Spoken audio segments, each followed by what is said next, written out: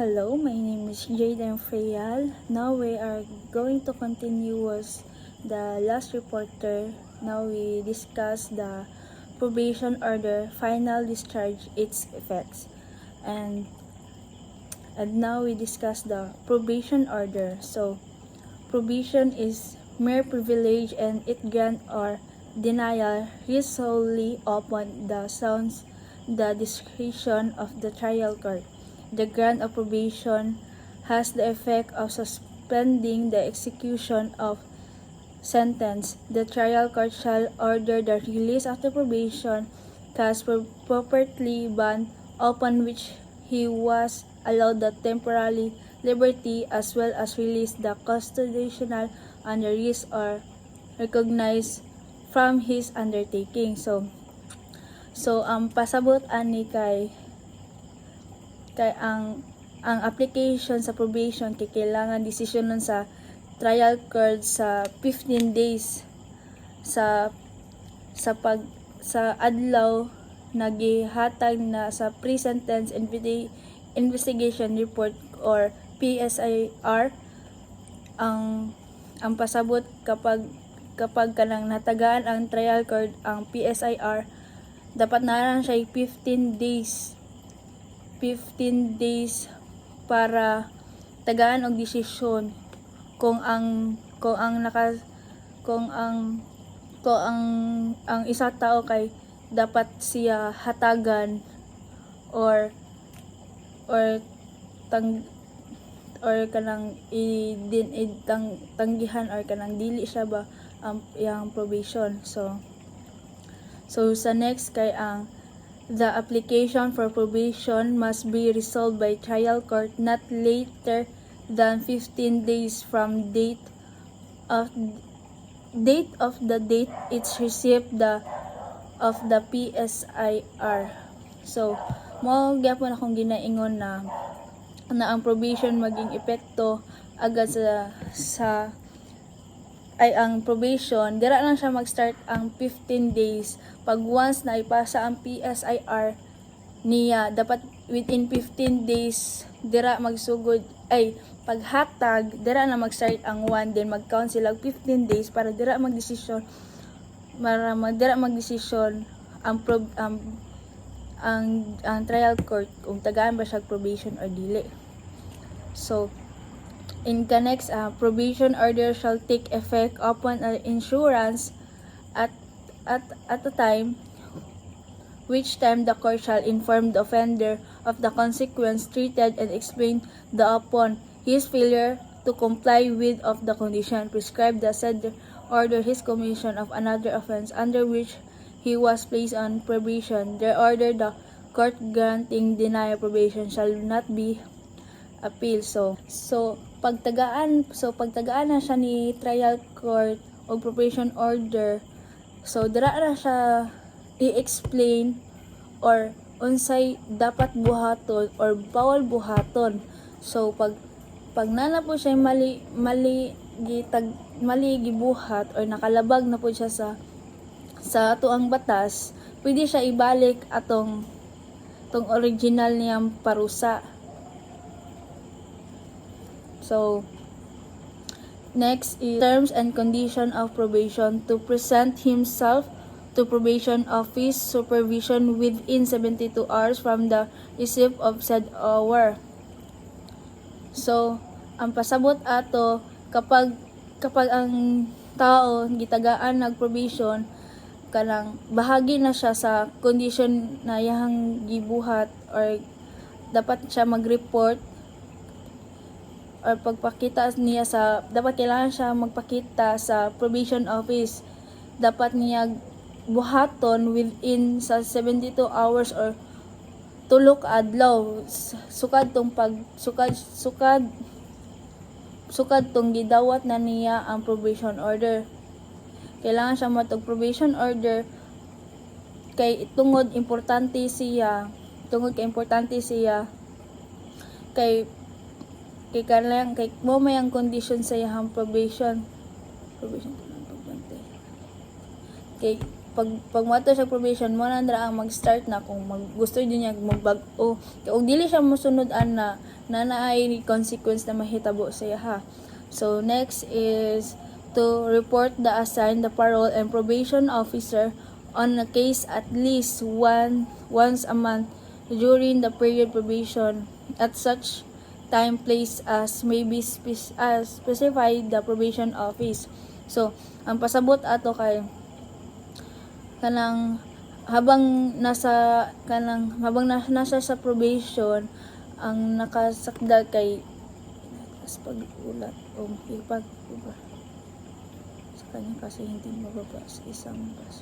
Kailangan niya mo adto pag na nasa sa probation, dapat niya atiman nun o kailangan din niya mo adto sa isa ka or once a month or base sa bawat buwan. Kung unsay giingon sa probation office, dapat niya sundon, dapat niya buhaton kay mao may ang layunin sa pagbag-on niya siyang kinabuhi. And that's all. Thank you. Good afternoon, everyone. My name is Cyril Anthony Algallegos, and the report is about supervision of probationer. Supervision of probationer.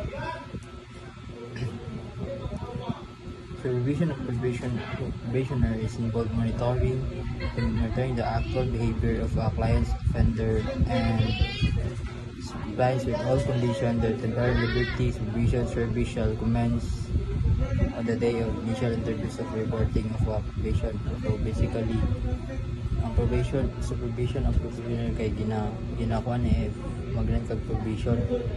If mag-run kag probation ay kanang probation officer na nagabantay sa imo para makabalo sila sa imong lihok kung nabinabag-o if nag-comply pa ka, if nag-report pa ka. Sunod kay objectives of probation supervision. To ensure the probation compliance with the probation condition. Kani mo na yung ginina na ginabuhat ang supervision para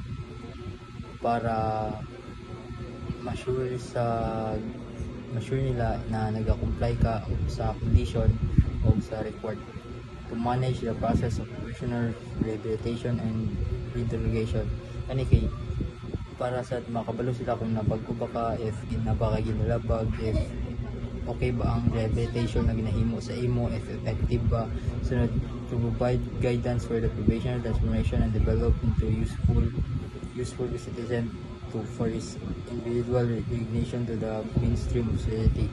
Kani kay ang isa po sa objective kay para ready na ang probationer pag mahuman niya ang probation ready na siyang sa society na mas better person o mabago siya kay na tupad naman ang probation. Next one is the next is level of supervision. Na itulo ka level. First kay supervision, maximum supervision. This requires personal contact at least once a week with the probation parole, including at least once a month report in person at the probation office. Kani kay mas mao ni pinaka-strict na supervision kay ang first dapat mag-contact mo sa personnel at least once a week. Sunod kay ang medium supervision. This requires at least once a month personal contact with the probation parole. And dili kay siya strict pero need siya po nung mag-comply. Sunod kay minimum supervision. This requires once a month personal contact and attendance of the therapy. Kani kay slight lang ang ka-strict kay need lang nimo mag-comply once a month personally og attendance sa therapist nimo para ma-kuan po nga psychological nimo. And that's all about my outside travel during probation. A probation officer may authorize the probationer to travel outside this territorial jurisdiction for a period of more than 10 days but not exceeding 30 days. If the requested outside travel is more than 30 days, na siya ginatawag na courtesy supervision, na kailangan siya i-request sa Chief of Parole and Probation Officer to be submitted sa trial court for approval. And ang outside travel niya is dili siya molapas o duration niya is more than 30 days within a period of 6 months. Mo siyang ginatawag na courtesy supervision. And then bago mag-apply sa pag-request sa outside travel sa probationer, kailangan niya i-request 5 days before sa iyang travel or kanang sa iyang date sa iyang travel. And change of residence during probation, a probationer may file a request for change of residence or ginatawag nila og PPA Form 24 sa City or Provincial Parole and Probation Office, and nakasulat dito sa iyang request kung unsay reason niya nganong mag-change siya og residence. This request shall be submitted by the supervising probation office for the approval sa trial court. If it gets approved, the supervision and control over the probationer shall be transferred to the concerned executive judge of the RTC having jurisdiction and control over the said probationer. And then, upon pag maka-transfer na siya or makabalhin na siya og residence, the receiving city or provincial and parole probation office and the receiving court shall be duly furnished each with the copies of the pertinent probation order da dapat ma-transfer na sa ilaha ang PSI or post sentence investigation report or ginatawag nila og PPA Form 8 and other investigation and in aid of continuing effective probation supervision treatment over said probationer. The absconding probationer or kaning mga probationer nga mga nitakas or kaning wala na nakita sa probation officer or sa supervising officer. And the parole and probation office shall file with the proper court violation report or PPA Form 8 containing its findings and recommendation duly prepared and signed by the supervising parole and probation officer and duly noted by the chief parole and probation officer. Of probation condition, the supervising probation officer on case will immediately conduct a fact-finding investigation on any alleged or reported violation of probation conditions to determine and verify the truthfulness of allegation. A probationer's specific act or kung giunsa niya pagbuhat or nganong nabuhat niya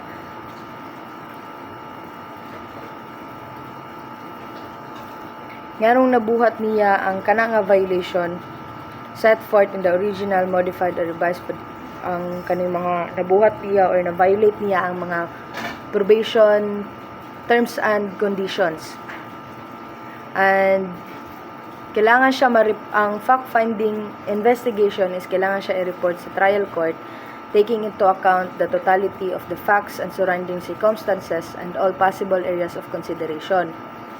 After the completion of the fact-finding investigation, the supervising probation officer in case must prepare a violation report or natawag nila og PPA Form 8 containing his findings and recommendations and submit the same to the chief parole and probation officer for review and approval. Then the parole and probation office shall file with the trial court a violation report or PPA Form 8 containing its findings and recommendation duly prepared and signed by the senior parole probation officer, parole and probation officer 2 and parole and probation officer 1 concerned and duly noted by the chief parole and probation officer for the court's resolution. Good day. My name is Harold D. Gisoyot, and I was tasked to report the arrest and hearing of the violation of probation. So,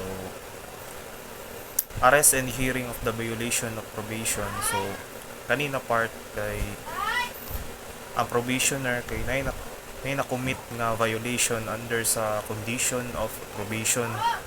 So, pwede pwede arestuhan ng probationer if the trial court may issue a warrant for the arrest of the probationer for a serious violation of his probation condition after having duly considered the nature and gravity of such reported violation based on the submitted violation report.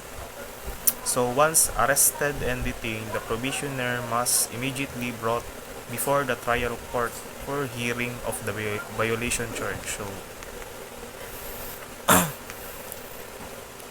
So katong probationer nga naka-commit o violation under sa conditions yung probation, mag-issue og warrant of arrest ang court para ma-arrest ang probationer, and according sa submitted nga violation reports sa parole and probation officer nga gisubmit sa trial court. So dapat ang probationer must be immediately brought before the trial court for a hearing of the violation charge. So in the hearing, which shall be summary in nature, the probationer shall have the right to be informed of the violation charge and to adduce the evidence in his favor. So the court shall not be bound by technical rules of evidence, may inform itself of all the facts which are material and relevant to ascertain the veracity of the charge. So the probationer may be admitted to bail pending such hearing. In such case as the provision regarding release on bail of person charged with the crime of offense shall be applicable to probationer arrested under this rule. So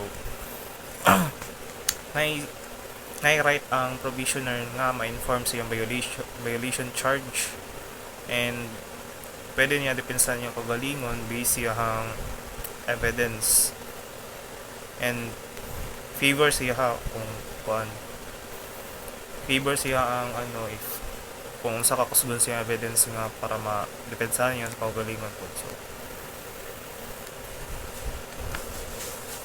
So the probationer may be pwede po mo admitted o bail ang isa ka probationer such hearing. So ma-appeal siya rin sa present hearing. And second, the effect of revocation. So kana if kung ang probationer, example lang niya, effect of revocation, if ang offender ni commit og serious violation sa conditions yang probation, if kung serious kay to siya, na-arrest na siya, in the hearing na siya, na found out nga katong offense kay bugat kay na kaso, pwede i-revoke sa trial court ang probation sa isa ka offender, which is after a serious violation of a probation condition has been established in the hearing, the trial court may order the continuance of the probation or modification of his probation condition, or revoke his probation, whichever is properly in judicial discretion. If the probation period has been revoked, the trial court shall order the probationer to serve the sentence originally imposed in the judgment of his case for which he applied for probation. So katong gingon gay na nga ang if ang probationer naka-commit og serious violation under sa conditions sa iyang probation, kay pwede siya tulan sa korte nga ipadayon ba iyang probation or i-modify iyang probation patas-on or pagamyon or i-revoke siya. Kumbaga tanggalon to iyang probation, then atong unsa to nakahatol siya na kaso i-serve to niya sa penitentiary as sentence na originally imposed sa judgment sa iyang case nga gi-apply niya pa sa iyang probation. So third is the early termination of probation. So kaning early termination of probation kay mo ni siya katong modification sa probation, which is sayo siya mahuman, kumbaga humano na yang For example, ani kay na siya ang probationer na siya specified nga years nga mag-undergo siya og probation. So if kanani niya mga condition sa probation, kaning condition niya ma-on siya, ma comply siya sa isa ka probationer, pwede siya tagaan og early termination sa probation. For example, may probationer who may be recommended for early termination for their probation period. First is those who are suffering from serious physical and mental disability such as deaf, mute, the lepers, the crippled, the blind, the senile, and the bedridden, and the like. So, itong mga PWD na katong mga serious nga physical injury or mental disability, pwede sila maka-apply sa tagaan sila early termination ng mga probation. So second, those who do not need further supervision as evidence. So kato ni mga probationer nga dili na kinahanglan nga i-supervise sa paroling probation officer, no? Katong first example ni is consistent ang probationer in the religious compliance with all the condition imposed in the order granting probation. So gina-comply niya tanan sa tong na dito nga conditions yung probation. So ginasunod to niya and wala siya ginalabag na and B, positive respond to the program of supervision designed for their rehabilitation. So ang probationer kay active kay siya sa mga programs na ginahatag sa iyang rehabilitation para mabago siya. So ginakuan to niya, active kay siya, nag-participate siya to. So significant improvement. Third, significant improvement in their social and economic life. D, absence of any derogatory record while under probation. And E, mark improvement in their outlook in life by becoming socially aware and responsible member of the family and the community. So diri makita na dapat nato nga ang isa ka probationer under sa probation, no, nagabago na ang isa ka probationer, balik siya as responsible human being sa isa ka community nga patabang na siya sa pamilya and kahima na siyang law-abiding citizen, no? And lastly, significant growth in self-esteem and self-discipline and self-fulfillment.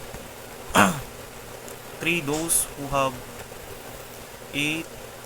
first, katong mga probationer nga nadawat sa abroad or katong gusto mga abroad to travel abroad due to any following. So ang first an approved overseas job contract or any other similar documents. Second, an approved application for scholarship, observation tour, or study grant for a period of not less than 6 months. And third, an approved application for immigration. Kapag mga probationer nga na-approve sa immigration. And fourth, an approved application to take the bar and board exam. So kapag mga libalik o matake silang mga probationer na matake o bar exam or board exam. And B, to render public service. Katong mga probationer nga na-elected sila sa position sa in a public office, having been elected to any public office or having been appointed to any public office. And fourth is other probationer who have fully cooperated with, participated in the programs of supervision designed for their rehabilitation and who are suited under conditions, circumstances similar in nature to those above described at discretion of the proper authorities. So itong mga probationer, no, na well cooperated kayo sila hang mga gihatag nga conditions silang probation nga gina-follow nila and para mahimo silang para ma-rehabilitate sila, kumbaga mausab sila and para matabagan nilang kaugalingon sa kana nga pamagi nga rehabilitation and programs na ginahatag sa parole and probation, and that's all. Good day everyone. Good day, especially to you, ma'am. And for the continuation of this report is that that I have the specific topic that I assigned already, which is the early termination of provision. So first is that those who are suffering from serious physical and or mental disability, and second is those who did not need further supervision as evidenced by the following. So ang una is mga nagsuffer o na serious physical injury. So this pwede na siya matawag nga or magamit ang early termination. So second is that those who did not need further supervision as evidenced by the following. So first, which is the consistent and religious compliance with all the conditions imposed in the order granting provision. B, positive response to the programs of supervision designed for their rehabilitation. C, significant improvements in their social and economic life. D, absence of any derogatory record while under provision. Letter E, marked improvement in their outlook in life, becoming social aware and responsible members of the family and community. F, significant growth in self-esteem, and self-discipline, and self-fulfillment, and that all those that I mentioned is that the evidence by the following. So next is those who have to travel abroad to render public service. Second is that probation age. These are citizens of good repute and probity, at least 18 years of age on the date of appointment, at least high school graduate, and preferably of the same community covering the place or residence of the provisioner. So, ang pangutana ni is kinsa ang pwede maka-apply ani provision age. So, ang maka-apply ani is 18 years above o naa siya like wala siya mga pending case o dili lang ang provisioner ang pwede maka-apply ani, which is kita pod ang pwede maka-apply ani. So the next is termination of the provision supervision service. First is successful completion of provision. So ang pasabot ani is nahuman jud nimo ang nga gi-grant sa imong provision, which is for example is 1 year lang, then human mo og serve ana sa community. So mao na siya ang ginatawag nga successful completion of provision. Next is provision revocation for cause under section 49 of provision rules. Third is death of provisioner. So kanang mga provisioner is kanang namatay na. So mao na ginatawag nga termination. So mawala na ang imong pagka-provisionary or provisioner. So last is other analogs, cause or reasons on case-to-case basis. So next is the final discharge and its legal effects. So naay mga example ani, which is kanang unsay mabalik nga mga rights sa imuha after ma-discharge or ma-final discharge. So ang mabalik ani is ang civil rights. Pwede nimo kanang mag-inom or pwede na ka maka-travel bisag asa. So kana ang mga mabalik sa imuha after ma-final discharge ka. So it is important to note that provisional political rights are lost or suspended even during provision period. And that's all my topic, and I hope you have learned a lot of this on this topic. So thank you so much for listening and have a great day. Bye bye.